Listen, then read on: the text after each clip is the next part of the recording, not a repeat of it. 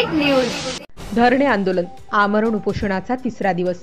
उपोषणकर्ते शिवप्रेमी दिलीप पाटलांची तब्येत खालावत असून निगरगठ्ठ शासन प्रशासन जीवावर उठलंय का?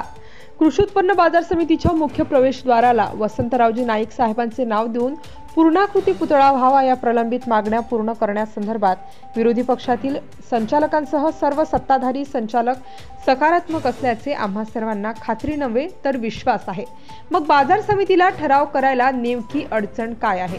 कृषी क्षेत्रातील नाईक साहेबांचे योगदान सर्वांसाठी मोठे प्रेरणादायी आहे। सर्वांची मनापासून इच्छा आहे की मार्केटच्या प्रवेशद्वाराला नाईक साहेबांचे नाव देऊन पूर्णाकृती पुतळा व्हावा।